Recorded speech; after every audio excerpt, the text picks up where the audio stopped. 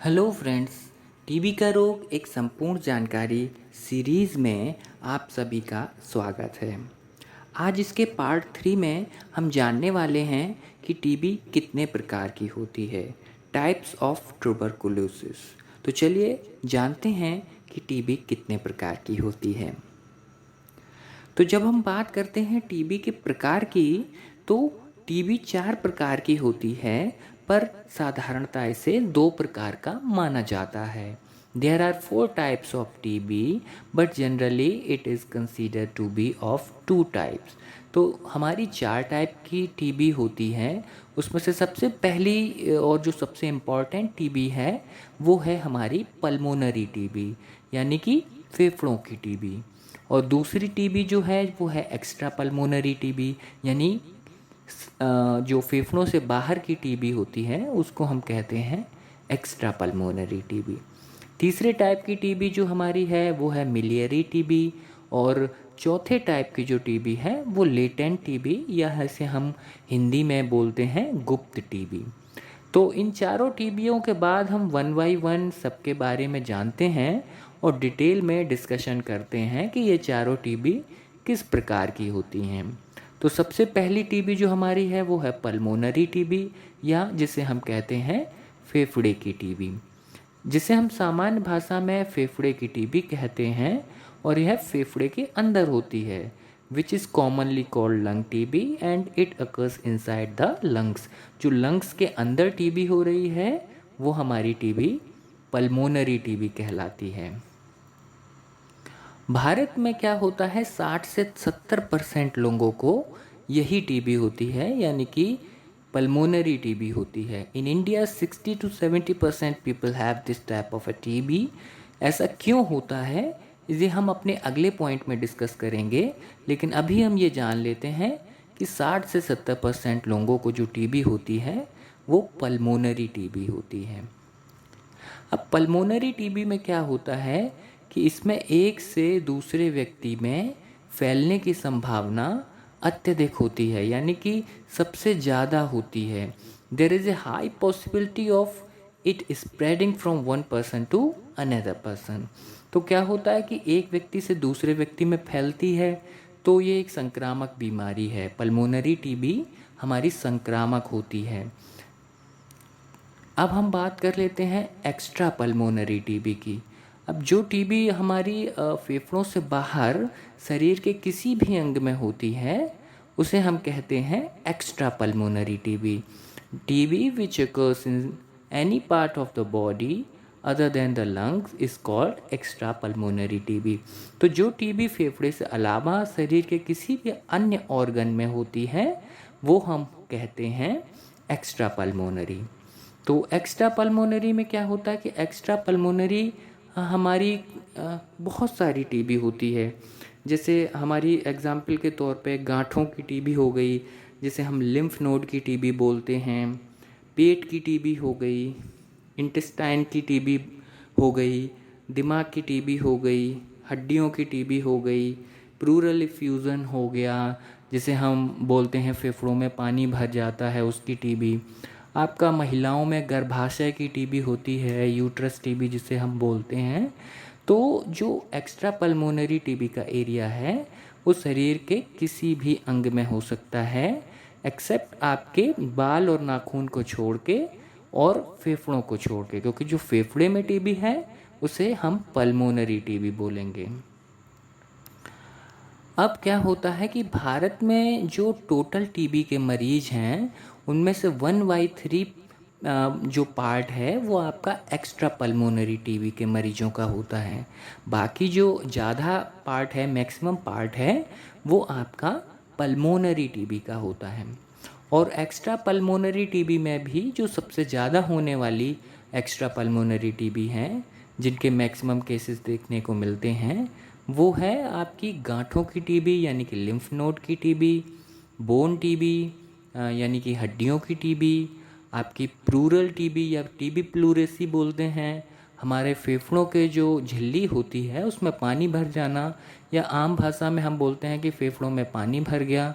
तो ये जो 3 तरह की टीबियाँ हैं ये एक्स्ट्रा पल्मोनरी कैटेगरी में सबसे ज़्यादा भारत में पाई जाती हैं। बाकी आपका ब्रेन टीबी हो गया, स्पाइन टीबी हो गया, ये जो टीबी हैं या इंटेस्टाइन टीबी हो गया, तो ये टीबी भी पाई जाती हैं, पर इनकी संख्या काफ़ी कम होती है। अब हम बात कर लेते हैं तीसरी टाइप की टीबी का, जिसे हम बोलते हैं miliary TB. Miliary TB TB का एक गंभीर और फैला हुआ रूप होता है। यह टीबी तब होती है जब बैक्टीरिया रक्त प्रवाह के माध्यम से फैलते हैं और पूरे शरीर के अंगों को प्रभावित करते हैं। अब ये वाली जो टीबी है ये पल्मोनरी और एक्स्ट्रा पल्मोनरी दोनों हो सकती है, और कभी कभी आपका जो पल्मोनरी और एक्स्ट्रा पल्मोनरी दोनों ही देखने को मिल जाते हैं। तो ये जो टीबी है ये भारत में बहुत कम पाई जाती है, तो इसलिए ही हमें जो 4 टाइप की टीबी में से केवल हम 2 टाइप को ही ज़्यादातर कंसीडर करते हैं, वो हमारा है पल्मोनरी और एक्स्ट्रा पल्मोनरी। बाकी ये जो तीसरी मिलियरी टीबी है इसकी बहुत कम केसेस होते हैं, नाम मात्र के केसेस होते हैं, इसलिए इसको जनरली कंसीडर नहीं किया जाता है।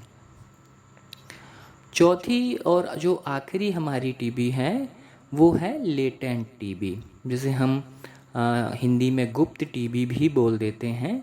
इसमें क्या होता है कि जब टीबी का बैक्टीरिया जो है हमारे शरीर में तो आ जाता है, लेकिन वो एक्टिव नहीं होता है, वो शांति से वहाँ पे पड़ा रहता है जहाँ भी वो गया है। तो जो एक्टिव कंडीशन में नहीं होता है, तो इस टाइप की टीबी को हम बोल देते हैं गुप्त टीबी या लेटेंट टीबी। अब क्या होता है कि इसमें आपको जो टीबी की बीमारी के जो भी लक्षण होते हैं वो आपको नहीं फील होते हैं, ना ही आपको ऐसा लगता है कि आपको कोई बीमारी है, क्योंकि कोई लक्षण ही नहीं जब आपको पता चलेगा तो आपको कैसे आप अपने आप को बीमार ही नहीं मानेंगे। लेकिन उस केस में भी आपके अंदर हो सकता है कि टीबी का बैक्टीरिया अंदर आ गया हो। तो इस टाइप की जो टीबी हमारी होती है उसको हम बोलते हैं लेटेंट टीबी। इसमें क्या होता है कि बैक्टीरिया आपके अंदर तो है पर वो एक्टिव कंडीशन में नहीं है, इसलिए आप उस टीबी को स्प्रेड नहीं कर सकते, आप उसको एक से दूसरे व्यक्ति में नहीं फैला सकते हैं। तो ऐसा नहीं है कि अगर आपको गुप्त टीबी हो गया है, लेटेंट टीबी हो गया है, तो आप पल्मोनरी टीबी की तरह उसको स्प्रेड कर सकते हैं, फैला सकते हैं। तो ऐसा आपका लेटेंट टीबी में नहीं होता है। इसका पता केवल रक्त परीक्षण या टीबी त्वचा परीक्षण के माध्यम से ही लगाया जा सकता है। बाकी जो टीबी के लिए टेस्ट होते हैं उनके द्वारा इस लेटेंट टीबी के बारे में कोई जानकारी हमें नहीं मिल पाती है।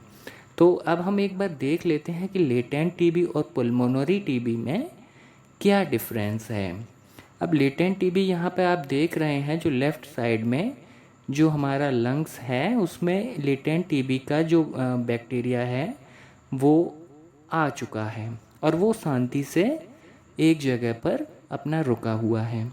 और जो आप राइट साइड में देख रहे हैं यहाँ पे क्या है, यहाँ पे है पल्मोनरी टीबी।